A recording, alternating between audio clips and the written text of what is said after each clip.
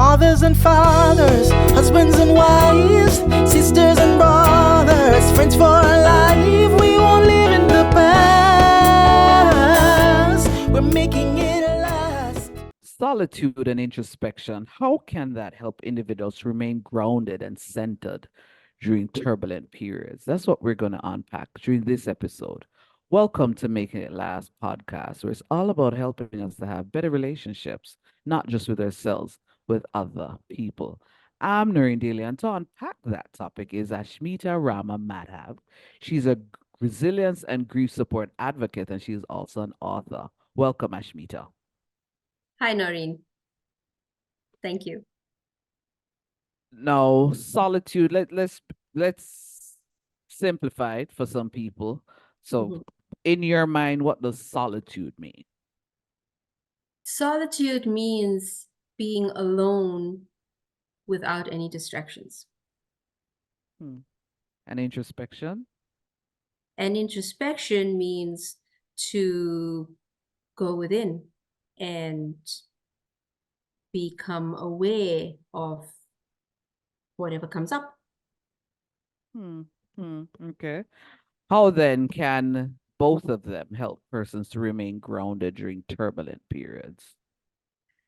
So, solitude can help with having a person with basically gaining a clarity of your mind. Yeah. So it provides people with a clear mind. If you when you sit in silence and you have no distractions, all of the various different distractions we have in this day and age, our phones, our alarms, all of that kind of stuff. Mm-hmm. If all of that is put away and we're just sitting alone with ourselves in nature or in a room, whatever, thoughts, it helps you to kind of focus on your thoughts and just become aware of what comes up. It helps to sort of process emotions, enables people to get a better understanding of different situations that they might have found themselves in, or different things that might be um, affecting them, Mm-hmm. throughout life, or on that kind of stuff. Introspection allows individuals to think about their feelings and thoughts and the behavior and that kind of stuff. Um, it just helps you to become more aware. And through that, you can learn to get sort of your goals and your visions and your strengths and weaknesses. All of those kind of things come up when you're alone and you don't have any distractions, nothing to distract you or keep you busy from actually thinking about these things. And that only happens when you're actually sitting alone, when you're in solitude. You do know, though, Ashmita, that there's some persons more often than not that are afraid of being alone. Yes. And that is real. It is scary to be alone. Um, but I would say to that being alone doesn't mean doesn't need to be scary. It doesn't need to be scary at all, because just being with yourself helps you to actually connect with yourself. And it is amazing the kind of things that can come up just sitting in silence. I mean, you don't necessarily even need to be meditating or anything. Yes, it can be scary, Mm-hmm. but just give it a try. Kids as well. I mean, I try to get the kids to do it too, to just sit, put your devices away, just disconnect from everything, and just tune into who you are and what is coming up for you. Being grounded, sitting on the ground with your feet in the ground, maybe focusing on your breath. Honestly speaking, when we're born in this world, we come alone. Mm-hmm. We really do come alone. Yes, we have family around us, we have support, we have all of that. But if there's truly work that somebody wants to do with themselves and evolve, or that kind of stuff, that involves being alone. You know, you basically answered it, but I'm going to ask it again just for reinforcement. In a world literally where you're constantly bombarded with whether it's the devices or Mhm, just life, just the business of life, mhm. how easy is it though to disconnect, as you just said, from everything and just really be able to find the time to do some introspection and just experience solitude? How easy is that? It can be as easy or as hard as we make it. Ah, okay. Seriously. It's all about making up your mind about something. It's like building a habit. It's sort of like building a habit. If I decide that, I really need anybody can do this. But I decide I need to be spending some time with myself so that I could understand what is going on, why is this happening to me all the time, um, and just kind of introspect, ground myself. I use breathing techniques and all of that kind of stuff to also ground Mhm. myself. Walks in nature. Nature is really amazing when it comes to helping to ground yourself as well and just be with nature. I find it healing. Um, in it can be as difficult or as easy as you make it. It's just a matter of making up your mind and saying, I want to do this, and then trying it, just trying. But how do you do it? I think is what you're asking me. How do I do Mm. it? Mhm. Aside from just making up my mind and saying, hey, I know I need to do this, but how do I do this? It's baby steps. You start with baby steps. Let me put myself in a situation where I'm alone for maybe just 5 minutes. I'll just start off with 5 minutes and see how I feel. It's like learning to ride a bike. Mm. Start slowly. Your goal is, I want to be able to spend time with myself so that I could grow spiritually, um, I could grow, and just learn more about who I am and what makes me who I am. Who am I really? What are my values? What's important to me? What's not important to me? What are my goals? All of those kind of things. So that involves you spending time with yourself. It doesn't involve you talking to anybody else. Mhm. So when you make that decision, you kind of do it, take it, slowly, one step at a time, with your comfort zone. And as you feel comfortable, you extend the time and do it a little longer. Before you know it, that fear will slowly just disappear on its own. How often do you actually, have moments of solitude and introspection? I have got into a habit now of actually doing it on a daily basis. So I am an interest, I'm introspecting. Strangely, sometimes I have to stop myself from doing it because I'm doing it all the time. Where even when I'm in the middle of a situation, I'd be sort of talking myself through the situation. Okay, you don't need to react that way. You don't need to do this. You know, this is going to trigger stuff for you. So step back, move away, whatever it is. Mm-hmm. You know, um, it has taken some time and some practice, but it's kind of become a habit for me now.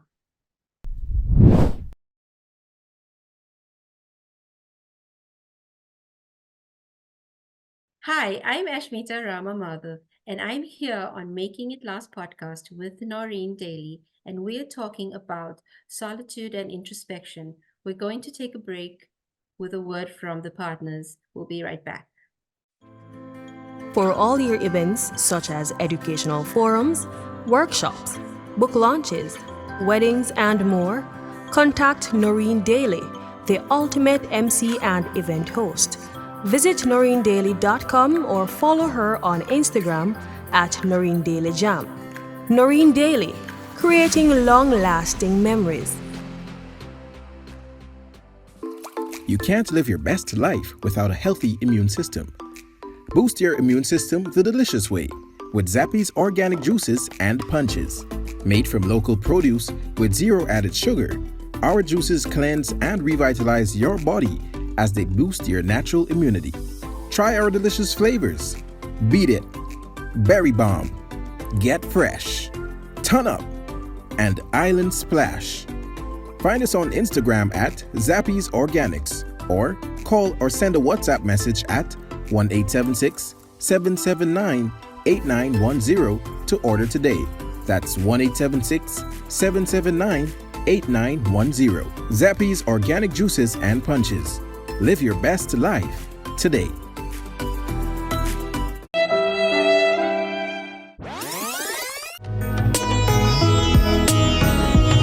I recently have been coached by the great Miss Noreen Daly. I own a video company. I'm also an online influencer. So I do a lot of speaking virtually and in person. She was able to point out some of my weaknesses that I didn't yet notice. And I 100% recommend Miss Noreen Daly as your coach. Noreen Daly, redefining the way you communicate. Making it last is all I care to do. You loving me, I loving you. Mothers and fathers, husbands and wives, sisters and brothers, friends for life. Welcome back. I'm Ashmita Rama Madhav, and I'm talking about solitude and introspection with Noreen Daly. Let's continue with the conversation.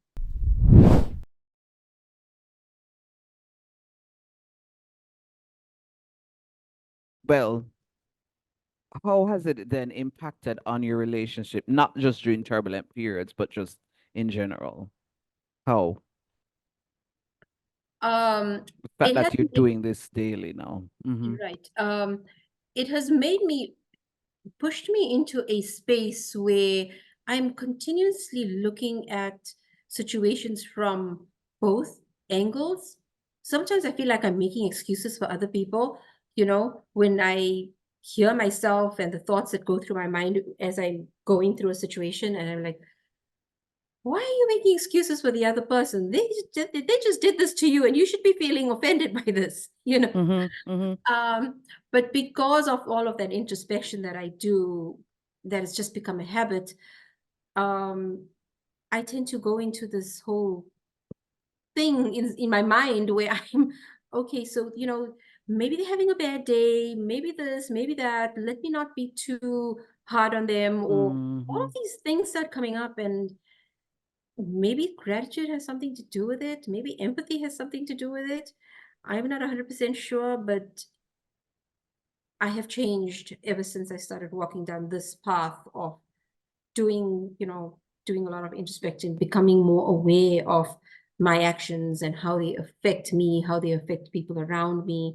Just that whole living in that aware state has pushed me unintentionally. I did not intend to, it wasn't something that I planned. Once you get into that state of awareness, it pushes you. You just automatically just find yourself there, and then you're walking on this path that you find, okay, now how do I deal with this? What am I supposed to do with this? As we're wrapping up though, how did you get to this point though? To recognize that, I need to just, take the time to do the introspection so I can have, because if nothing else, one of the things that's resonating with me is that when you then take the alone time and do the introspection, you basically will be calmer and Yes. clearer in Mhm. terms of handling situations, not just turbulence, but just in general. But General. how did you get to that point to recognize that, hey, these are two things that I must do and do Right. it regularly? How I recognized that was it was in a real strange way, but I realized, especially after my husband had passed away, that everything that is going to happen in my life from this point onwards starts and ends with me. And because it starts and ends with me, I have this choice. I have many choices, choices that I can choose from. How am I going to, which direction do I want to take this in? Do I want to be bitter? Do I want to grow from this and take all of the positivity that it brings I need to find what it is, what the positivity is. So that in itself involves a lot of introspection and things like that.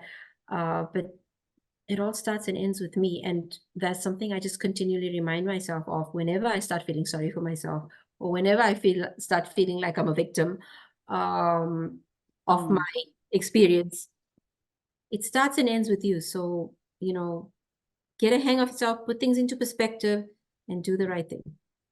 What is well literally popping out at me from what you just said is that why is it that as humans Mhm. it takes death or a major health scare sometimes Mhm. to really just almost wake us up? I think that's just the nature of how it is. But also, there's something that I've realized as I'm walking on this. Things only come to us, and it only makes sense to us when we are ready to actually see it or hear it. Things could have been coming at me before also, and because I was not in the right frame of mind, I was not in the right awareness, I didn't get that message.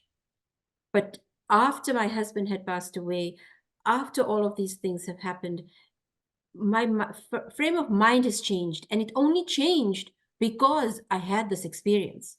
If I did not have the experience of losing my mom, 14 years ago, I don't think I would have been in the space that I am right now. I would still be living in a different world. My reality would be very different. But so experiences definitely are there not to cheat us of anything, not to give us pain. Yes, it hurts. I'm not saying it doesn't hurt. These crazy experiences do hurt. But if we can acknowledge it, embrace that pain, and slowly, comfortably work with it until we find ourselves in a comfortable space where we can then see the gifts that it brings. And that will help us to evolve. Excellent note to end on. Thank you so much for sharing, Ashmita. It was an absolute pleasure. Thank you. My pleasure. This was Making It Last podcast, where it's all about helping us to have better relationships, not just with ourselves, with other people. I'm Noreen Daly. Until next time. Mothers and fathers, husbands and wives, sisters and brothers, friends for life. We won't live in the past. We're making it